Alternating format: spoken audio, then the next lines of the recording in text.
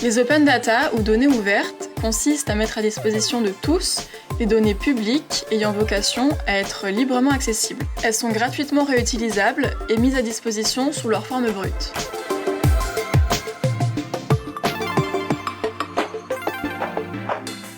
L'open data permet le développement de domaines innovants. Aux États-Unis, pays pionnier en matière de données ouvertes, cela a permis par exemple le développement du GPS et de faciliter l'accès à la météo qui est en open data. De plus, en ayant accès à plus de données, les entreprises ont pu affiner leur analyse du marché et ainsi innover plus facilement.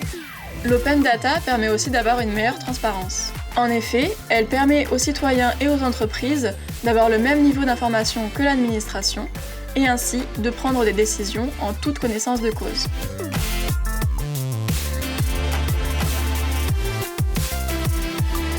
On peut accéder à des données ouvertes sur des plateformes gouvernementales comme datasud.fr ou data.gouv.fr. On y retrouve de l'open data au service de l'innovation numérique et du développement des territoires. Alors, on va aller sur la plateforme datasud.fr où on va choisir donc un fichier dans un jeu de données en format CSV et on va le télécharger pour voir ce que ça donne. Donc là, on voit, on peut soit rechercher avec la barre de recherche, donc en utilisant des mots-clés, soit on peut rechercher en fonction des thèmes. Donc là, on va aller dans environnement et climat. Donc cette année, on a réalisé des travaux sur les capteurs de qualité de l'air dans le cadre du Scientifolab. Donc en écho à ces travaux, on va choisir un jeu de données en lien avec la pollution atmosphérique qui a été mis à disposition par Atmosud. Donc c'est ce fichier ici.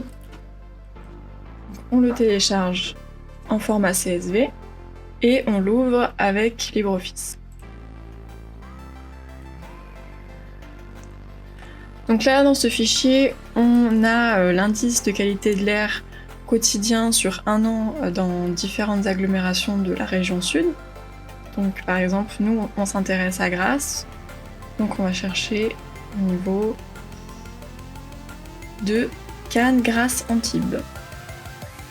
Et on a un rapport journalier sur un an. Donc à partir de ce type de fichier, qui contient des données brutes, on va pouvoir générer de l'information et à partir de là, on pourra en savoir plus sur la qualité de l'air à Grasse, puisque là c'est Grasse qui nous intéresse.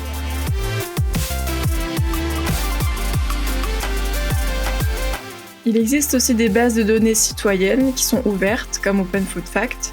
Donc on va aller sur Open Food Fact. En fait, Open Food Fact, c'est une base de données qui repose sur la contribution des utilisateurs. Donc les utilisateurs recensent les qualités nutritionnelles des produits alimentaires et ensuite chacun peut aller se renseigner sur les qualités nutritionnelles des produits. Donc là, pour l'exemple, on va chercher le Nutella.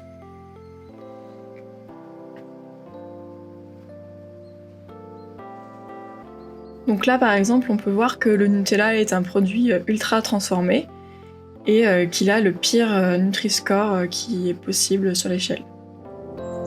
Et si vous voulez en savoir plus sur comment interpréter ces données, nous vous invitons à aller voir notre vidéo sur la production d'informations.